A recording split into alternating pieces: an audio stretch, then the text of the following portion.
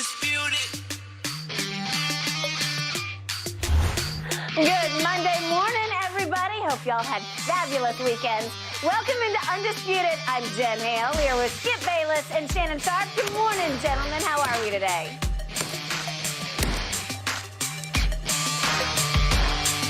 You there? You might be stuck with me, Skip. I don't know. It sounds like, is somebody afraid to talk today because all of his teams lost over the weekend? I don't know.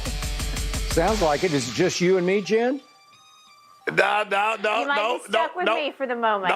No. Sorry for you, Skip. Okay. I actually prefer it this way. No. Oh, no. Good morning, Shannon. How are we? There he is. Finally. Not after the Lakers did what they did. You couldn't do no show by yourself. No, I could not because I was not going to let you off the many hooks that you're on today. Speaking of my favorite player, is it possible that Kevin Durant just remade the case that he is now the best player on the planet again? That's the big question. Stop it. Start it. Here we go. Okay. All right, gentlemen, let's jump right in, and we will get to Kevin Durant, but we are going to start this morning on a serious note, guys.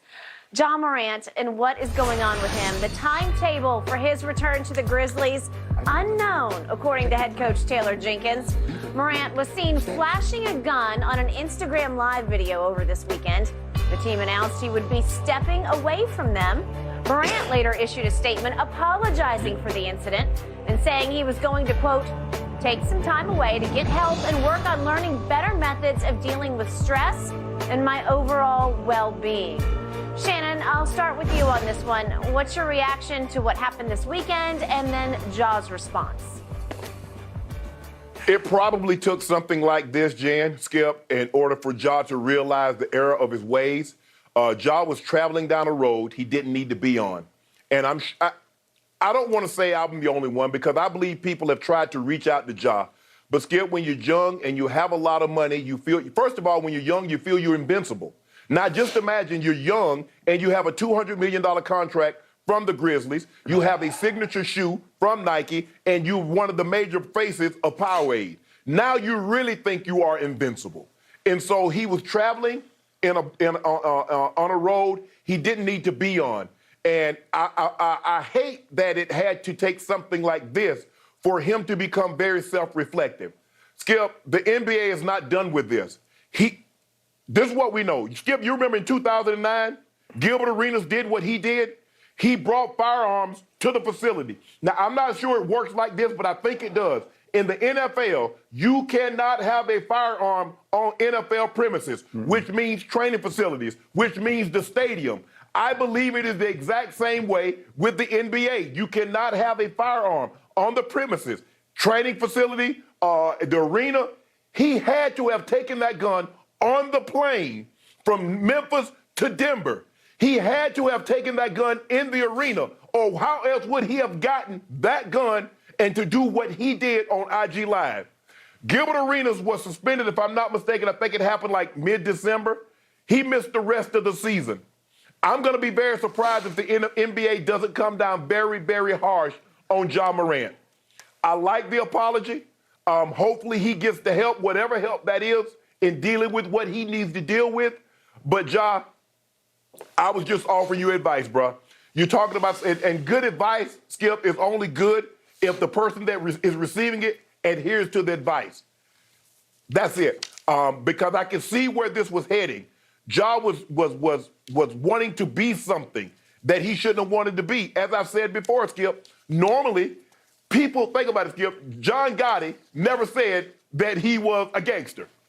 No. Meyer Lansky never said they were gangsters. Mm-hmm. Gangsters never tell you what they are. They do everything they can to perpetrate something that they're not. They're not what they, we know what they were, but they wanted to be outstanding gentlemen. Skip, they had businesses.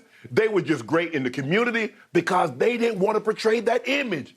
Why would someone have a $231 million contract that kicks in next year, a signature shoe, a Powerade national ad, why would you want to be perpetuate that you're a gangster, that you're a thug?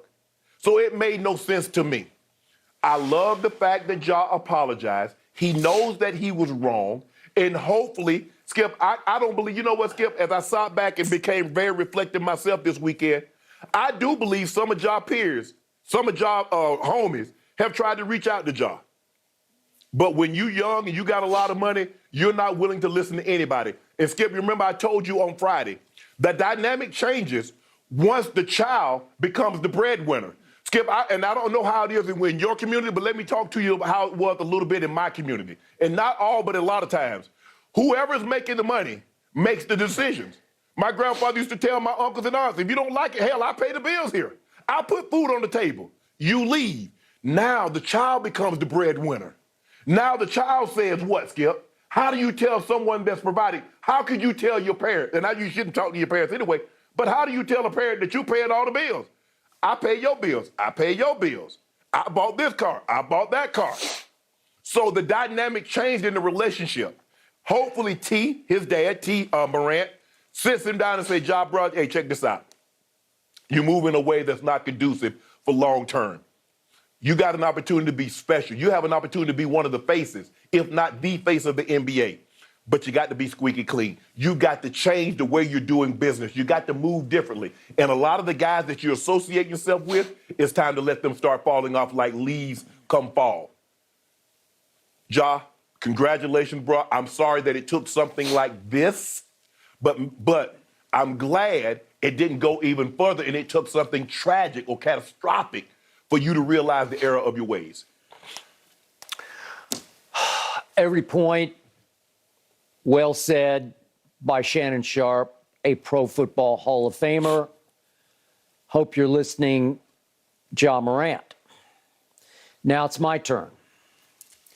Shannon, let me start with this. Let me just get this off my chest, get it out of my craw, because the first point I would like to make about the IG Live that I about fell off my couch when I first saw on whatever it was, Saturday morning. Mm-hmm.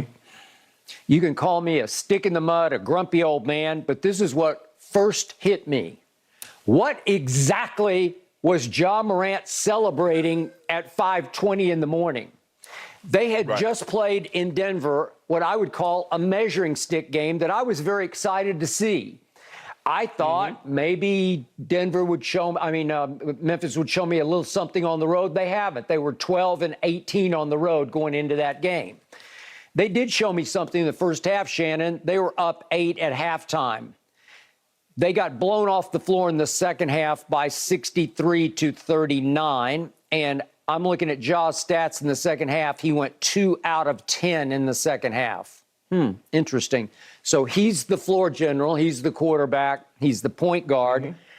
And he had to take some culpability, some responsibility for getting blown off the floor at Denver in the second half.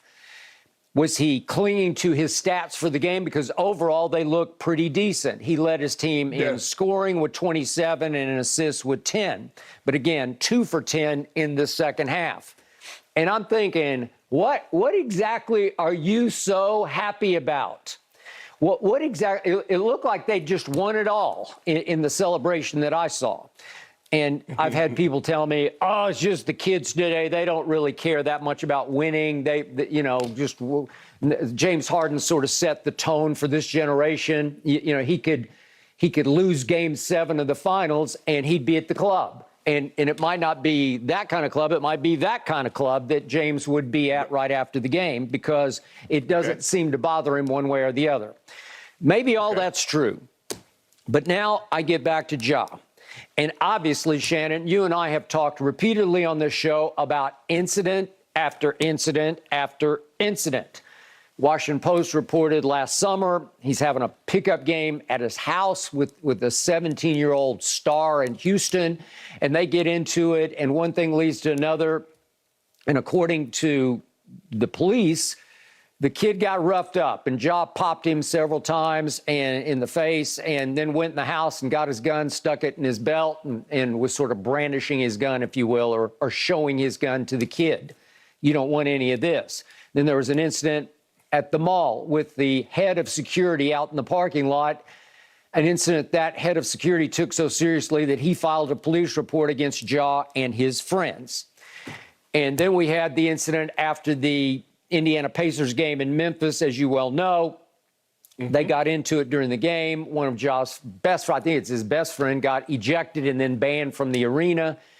And yet after the game in the parking lot, as the Pacers walked to their bus out on the loading dock, several reported that they had red dots trained on them from a car in which Ja was sitting. I don't know if Ja was responsible for the red dots, but the Indiana security people said those are the products of guns, that they're training, obviously, lasers on us.